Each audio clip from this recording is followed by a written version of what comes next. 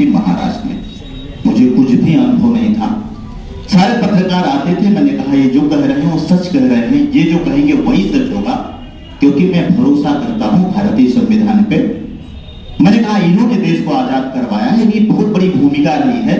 जहां गोलियां चलती थी, गोलियां किस तरह से चली, किसने किसको गोली मारी, ये लिखने का काम उनका था। तो वहां मौजूद रहते थे वो, अपने जान की परवाह न किए हुए, जिस तरह से सेना लड़ रही थी उस तरह से वो भी वहां मौजूद रह के वो चीजों को देखते थे और लिखते थे, देश के गरीबों तक की चीजों को पहुंचाते थे।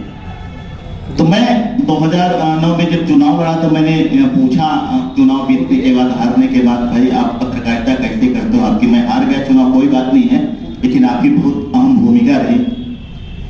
तो उन्होंने कहा कि हम जो चीफ ब्यूरो थे या जो संपादक थे, उन्होंने कहा कि जो पेपर का जो कास्ट आता है, जो कि मैं व्यापारी हूं तो मैंने उनको अपने पिछले भाषण में भी बताया, पिछले साल ये चीजें बताई थी कि उसका जो मैन्युफैक्चरिंग कास्ट आता है वो 4.5 रुपए, 4.5 रुपए का हो जाता है एक पेपर पे, और उसको हम सेल करते हैं 2 रुपए, 1.5 रुपए, 1 रुपए, तो इससे ज्यादा है। मैंने कहा फिर 50% लॉस आप बियर कैसे करते हो? तो उन्होंने कहा कि हम ऐड के माध्यम से करते हैं, अगर ऐड नहीं मिला तो फिर हम कैसे भी चलाते हैं। तो ये समस्या है, जो आर्थिक समस्या है उनकी, कि चलाए कैसे, पत्र को लिखे कैसे, पेपर को प्रिंट मीडिया वालों की पास समस्या है। तो सबसे बड़ी समस्या होती है कि आर्थिक समस्या होती है। हम लिखना तो चाहते हैं लेकिन वो जिंदा भी रहना चाहते हैं, तो जिंदा रहने के लिए अर्थ की जरूरत पड़ती है। लेकिन जिंदा रहने के लिए अर्थ की जरूरत पड़ती है, पेपर को चलाने के लिए अर्थ की जरूरत पड़ती है, लेकिन उतना है जितने की पेपर को चलाने की आवश्यकता हो। जैसे हमारे बहुत सारे लोगों ने कहा ये बातें कि हमारे मिश्रा जी ने भी कहा कि अगर न्यूज छापना हो तो सिर्फ ये बताओ कि न्यूज छपेगी जरूर, आप टैक्सी पे या कार पे बंदर को बिठा दो, ये न्यूज है तो छप जाएगी। तो वो चीजें सच में है ऐसे कि वो पत्रकारिता नहीं होनी चाहिए। पत्रकारिता आप करो, आप जरूर ये आप नुकसान भी ना करो, उसको ना फायदा हो तो नुकसान भी ना हो, इस तरह से छापो, क्योंकि आपको अपने परिवार को चलाना है। तो आप लेकिन उसको उतना ही जहां से आपको निष्पक्ष ऐड के लिए मिले, निष्पक्ष न्यूज के लिए मिले, वही आप यूज करो। जहां पे आपको लगे कि गलत हो तो उसको हाथ नहीं लगाना चाहिए। तो हम आप तैयार हो जाएंगे निष्पक्ष पत्रकारिता करने के। हमने अपने गुरुओं से सीखा। हमारे आज के जो पूर्वांचल के दिन में बैठे हुए कह रहे हैं कि हमारा स्कूल है, हम पढ़ाते तो नहीं है, लेकिन मैं उसका ट्रस्टी हूँ, मैं जाता हूँ, जरूर नेता हूँ तो भाषण देता हूँ। पहले नेता नहीं था, सबका स्कूल है मेरा, लेकिन आज नेता बन गया तो वहां पे बताता हूँ। तो मैंने इन लोगों से सीखा है, हमें कुछ भी नहीं आता। विद्या विवादा धनम मदा शक्ति पर सांपर पीड़ना फलस साधु विपरीत विदत ज्ञान दान चरक्षण। विद्या बाद में बात के लिए नहीं होती, धन घमंड के लिए नहीं होता। सारे क्वालिफाइड इस चीज को समझाने की जरूरत नहीं है। हम उस चीज पे भरोसा करते कि जो हमारा कर्तव्य है, चाहे हम कुछ भी काम करें, चाहे हम व्यापारी हो, चाहे व्यवसायी हो, चाहे प्रोफेशनल हो, चाहे एक्टर हो, चाहे लीडर हो, चाहे किसान हो, चाहे जवान हो, हमारा कर्तव्य इस देश के लिए क्या कहता है? आपका मन जो कहता है आपको सच्चे दिल से वो करना चाहिए। 12 दिसंबर को मेरे बेटे की शादी है, अभी भी मेरा परिवार बॉम्बे में है। 26 को अभी मेरा तिलक था दास में, कुछ लोग यहाँ से गए थे। मुझे अभी मेरा परिवार वही अस्त व्यस्त पड़ा है, लेकिन मैं हमेशा आता था। शंभू भाई और पांडे जी ने, राकेश कांत पांडे ने कहा आपको आना है, तो मैं सुबह की फ्लाइट लेके आया, शाम की फ्लाइट लेके चले जाऊंगा। मुझे रुचि है काम करने में, वहां पैसे मायने नहीं रखता, वहां पे समय मायने नहीं रखता। मेरे परिवार को पता भी नहीं है कि आप कहां जा रहे हो। मेरी परसों की फ्लाइट है आने के लिए सबके साथ में, लेकिन मैंने ये कहा कि नहीं, इनका कार्यक्रम अटेंड करके जाएंगे। तो मुझे काम करने की इच्छा है, सच्चे दिल से काम करने की इच्छा है। ये मुझे अच्छे लगते हैं, ये सच्चे इंसान हैं। तो मुझे मेरा दिल कहा कि नहीं, जाना चाहिए इनके कार्यक्रम में। हमारे भरोसे इन्होंने हमको मुख्य अतिथि बनाया, वहां पे जाना जरूरी है। अगर मैं विशेष अतिथि होता शायद नहीं आता था, क्योंकि मेरा शेड्यूल बहुत व्यस्त था 12 तारीख तक। तो फिर मैं नहीं, तो मेरा दिल गवाही करता है कि भाई हमारा कितना भी नुकसान हो जाए, हमें जाना है। उस तरह से अगर हर इंसान, हर व्यक्ति सोचेगा कि भाई मुझे सच्चे दिल से ईमानदारी से काम करना है तो हम अपने देश को आगे लेके जा सकते हैं। क्योंकि मैं आपको दावे के साथ कह रहा हूं, कभी भी इनकी भूमिका थी, जो प्रिंट मीडिया है, तभी भी जब देश गुलाम था तभी भी इनकी भूमिका है थी, आज भी उनकी भूमिका है, कल भी इनकी भूमिका रहेगी।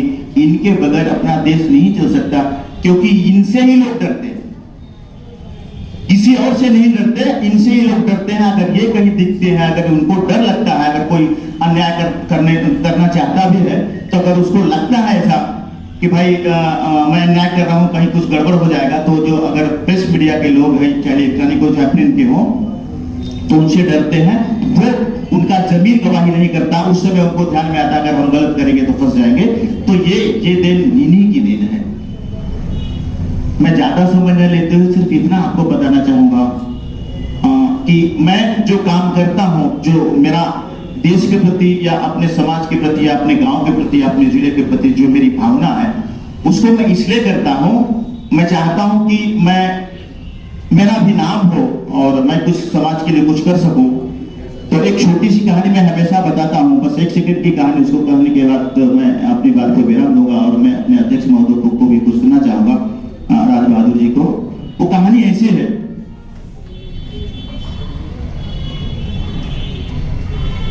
के लिए वो कहानी है जैसे एक जंगल में भीषण आग लगी थी। मैं बार बार कहा, उस आग को बुझाने के लिए पूरे देश की, उस जंगल की आग को बुझाने के लिए पूरे देश के इंस्ट्रूमेंट लगे हुए थे, फायर ब्रिगेड के साथ साथ सारे पशु पक्षी के साथ, सारे इंसान के साथ सारे पशु पक्षी भी उस आग को बुझाने का काम कर रहे थे। एक छोटी सी चिड़िया भी एक बगल के तालाब में अपनी चोंच में पानी रख के वो भी उस आग को बुझाने का काम कर रहे थे। एक बड़ी चिड़िया ने उससे पूछा कि तुम्हारे चोंच में जितना पानी है उस आग तक तुम पहुंच नहीं पाओगे, अगर पहुंची भी तो तुम्हारे चोंच में जितना पानी है वो नष्ट हो जाएगा, रास्ते में गिर जाएगा, तो तुम प्रयास क्यों कर रहे हो? उस छोटी चिड़िया ने उस बड़ी चिड़िया को बताया कि मुझे पता है कि मेरे चोंच में जितना पानी है उस भीषण आग तक नहीं पहुंच पाएगा, और किसी तरह से पहुंचा भी तो मैं भस्म हो जाऊंगी। लेकिन मुझे ये भी पता है कि कल जब इतिहास के पन्नों में लिखा जाएगा, सारे मीडिया के लोग बैठे हैं, तो उसने कहा कि कल जब इतिहास के पन्ने में लिखा जाएगा तो मेरा भी नाम आग बुझाने वालों में लिखा जाएगा, प्रयास करने वालों में लिखा जाएगा। ये हौसला होना चाहिए। रिजल्ट देना आपका काम नहीं है, रिजल्ट देना ऊपर वालों का काम है। आपको सहयोगी बनना है। जब आप सहयोगी बनते हो तो उस काम को मुकाम तक पहुंचाते हो। जब सहयोगी नहीं बनोगे तो आप नहीं बनोगे तो कोई नहीं बनेगा। पूरा देश 130 करोड़ की आबादी है, 130-135 करोड़ की आबादी है हमारे देश की। अगर एक एक आदमी, जैसे आप ही कहते हो ये चुनाव हार रहे हैं, तो सारा अगर मीडिया कहता है चुनाव हार रहे हैं, तो बगल में जिसको चुनाव का ABCD नहीं पता है वो सुनता है। बगल की अगर बुढ़ी औरत भी, बूढ़ी माँ भी बैठी हुई है, तो अगर वो सुनती है कि चुनाव हार रहे हैं, तो भैया हम उनके चुनाव, उनके चिन्ह दे, चिन्ह आप ही करते हो। अगर अच्छे को कहते हैं कि अच्छा है तो सारे लोग, क्योंकि आप लिखते हो, तो आप अगर उसको अच्छा बनाते हैं तो अच्छा लोग बनते हैं। उसको क्या पता, जो वोटर्स होते हैं उनको नहीं पता होता है कि कौन अच्छा है कौन बुरा है। ये आपके जबान से सुनते हैं, आपके पेपर से सुनते हैं, आपकी कलम से सुनते हैं। आप उनको बढ़ाते हो, आप उनको घटाते हो। और वो अब इससे ज्यादा मैं कहना कुछ नहीं चाहूंगा। आपकी बात करती है। आप चाहो तो देश का भविष्य बना सकते हो, आप चाहो तो देश का भविष्य बिगाड़ सकते हो। ये आपके ऊपर है, डिपेंड करता है 50%। आपके अलावा अगर थल सेना जल सेना की बात न करें तो और कोई नहीं है। लड़ाई तो वो लड़ते हैं, मैं जरूर लीडरशिप करता हूं, लेकिन मैं आपको दावे के साथ करता हूं, मैं अपनी बड़ाई नहीं करूंगा। मुझे जहां झूठ बोलने की बात होती है कि मुझे अगर वोट मिले तो मुझे झूठ बोलना पड़ता है, सच्चे तो आप हो, मुझसे ही झूठ बुलवाते हो क्योंकि मुझे चुनाव लड़ना है।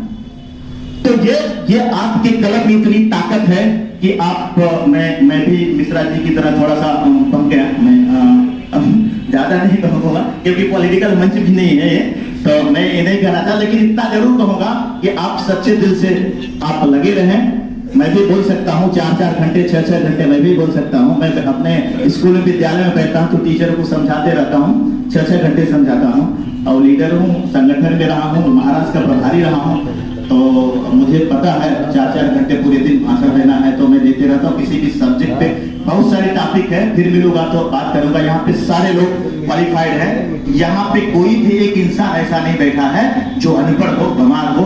यहाँ पे सारे वेल क्वालिफाइड लोग बैठे हुए हैं। यहाँ पे वही बात करनी चाहिए जो देश के हित में हो, तो वही बात को मैंने कहा है।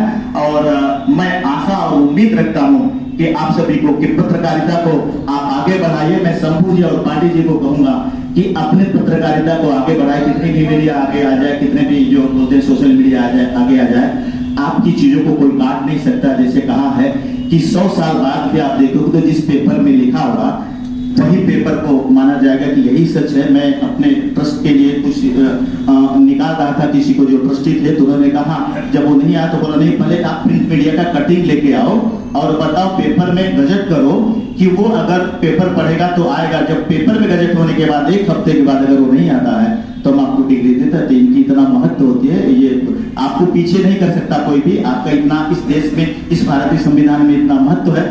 तो मैं आपसे रजा लेते हुए सिर्फ इतनी विनती करूंगा और इनके माध्यम से, पांडे जी और सिंह साहब के माध्यम से, शंभू सिंह के माध्यम से, कि मैं मीडिया के साथ हूं दुख सुख में। मैं ये नहीं कहता हूं कि मेरे पास बहुत पैसा है, मैं सारे मीडिया को लेके चल सकता हूं, मैं सारी मदद कर सकता हूं। लेकिन अगर मेरे पास 2 वक्त की रोटी के लिए अगर 1 रोटी है तो आधी रोटी हम आपके साथ बांटना चाहता हूं, आधी रोटी अपने परिवार के साथ। ये मेरा उद्देश्य है। मैं इन्हीं शब्दों के साथ और उम्मीद के साथ कि सारे मीडिया वाले, हमने कभी किसी को ये नहीं कहा कि नहीं आप, मैंने किसी को, सबको साथ में लिया है और इनके साथ मैं हमेशा रहूंगा, तन मन धन से रहूंगा।